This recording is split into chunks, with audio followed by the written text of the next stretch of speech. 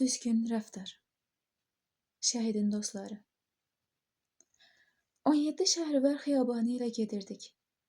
Motosikletdə İbrahimin arxasında oturmuşdum. Birdən küçədən sürətlə bir motosiklet çıxdı. Qarşımıza keçib sərt şəkildə əyləcə bastı. Zahiri görkəmi dinə çox da uymayan gənc motosikletçi qışqırdı. "Hu, nə edirsən?" Sonra da dayanıb hirslə bizə baxdı. Hamı onun günahkar olduğunu bilirdi.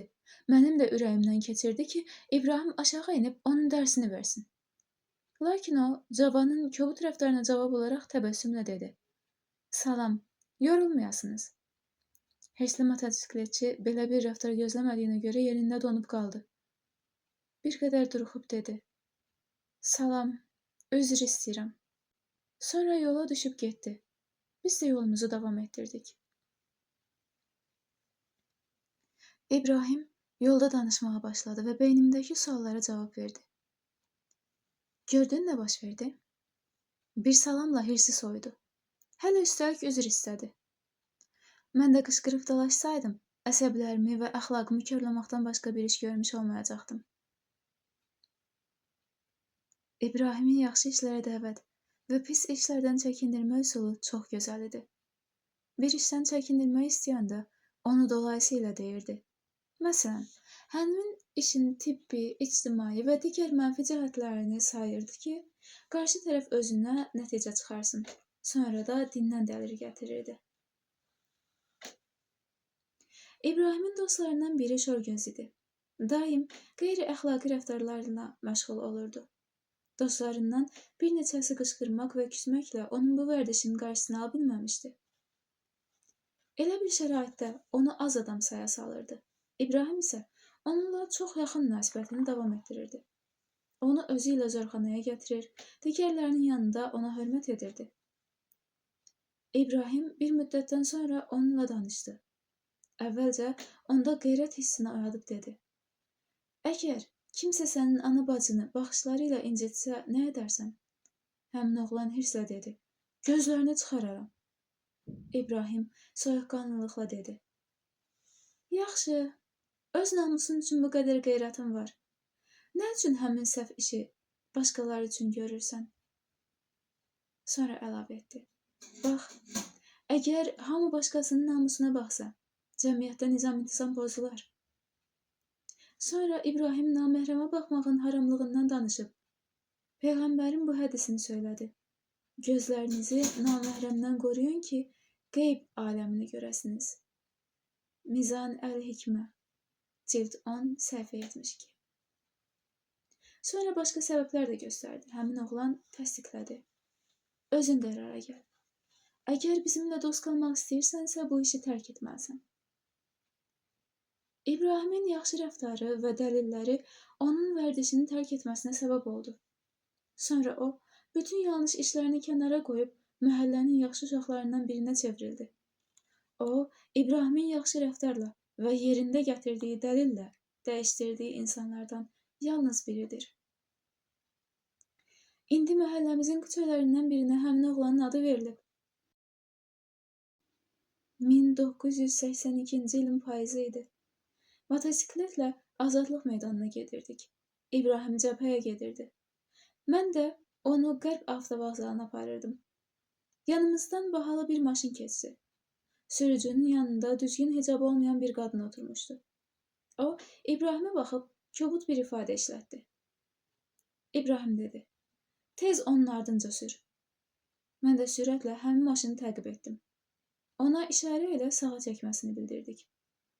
Öz-özümə dedim ki, bu dəfə mütləq dava olacaq. Avtomobil xiyabanın kənarında dayandı. Biz də motosikleti onun yanında saxladıq. İbrahimin nə edəcəyini gözləyirdim. O, oturduğu yerdən sürücüyə salam verib həl-əhvalını soruşdu. Mən çox üzr istəyirəm. Sizin xanımınız mənə və bütün saqqallılara pis bir söyüş söydü. Bilmək istəyirəm ki, sürücü İbrahimin sözünü kəsib dedi. Mənim yoldaşım qələt elədi, səhv elədi.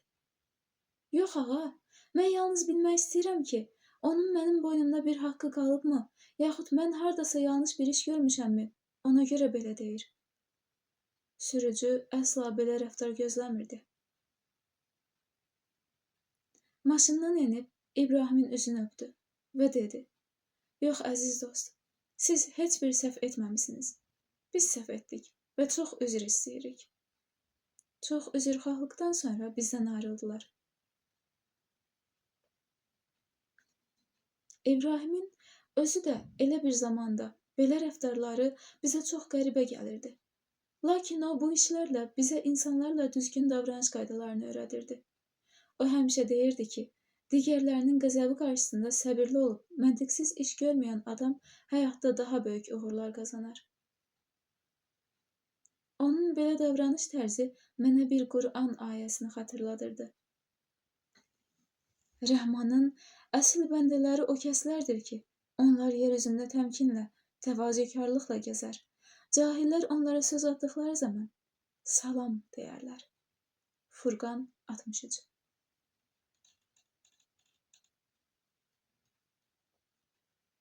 İlan hadisəsi. Mehdi Əmizadə. Axşam saat 10 idi. Küçədə futbol oynayırdıq. Ağa İbrahimin adını məhəllə uşaqlarından eşitmişdim, amma onunla ünsiyyətim olmamışdı. Oyun əsnasında küçənin başından bir nəfərin əsa ilə gəldiyini gördüm. Uzun saqqalından və axsaq ayağından bildim ki, odur. Kənarda dayanıb oyunumuza tamaşa etdi. Uşaqlardan biri soruşdu: "Ağa İbrahim, oynayırsan?" "Bu ayaqla oynaya bilmərəm, amma istəsəniz qapıda dayanaram." Mənim oyunum çox yaxşı idi. Lakin nə qədər etdimsə ona qol vura bilmədim. Peşəkar qapıçılar kimi oynayırdı. Yarım saatdan sonra topu ayağının altında saxlayıb dedi: "Uşaqlar, sizcə gec deyil, cəmaət yatmaq istəyir." Topu və qapıları yığışdırıb onun yanında oturduq. Uşaqlar dedilər: "Mümkünsə bizə cəbhə xatirələrindən danış." Orada eşitdiyim xatirə heç vaxt yadımdan çıxmaz. Qərb bölgəsində Cavad Əfrasiyabı ilə kəşfiyyata getmişdik. Gecənin yarısı idi. Düşmən səngərlərinin yaxınlığında gizlənmişdik. Hava işıqlaşanda düşmən mövqelərinə dair məlumatlarımızı tamamlamağa çalışdıq. İşimizi görən yerdə birdən çox böyük bir ilanın düz bizim gizləndiyimiz yerə gəldiyini gördüm. O vaxta qədər elə böyük ilan görməmişdim. Yerimizdə donub qaldıq. Əlimizdən bir şey gəlmirdi. Atəş atsaq, İraqlılar bilər. Qaçsaq, görərdilər. İlan da sürətlə yaxınlaşırdı. Fikirləşməyə macal yox idi. Boğazım qurudu.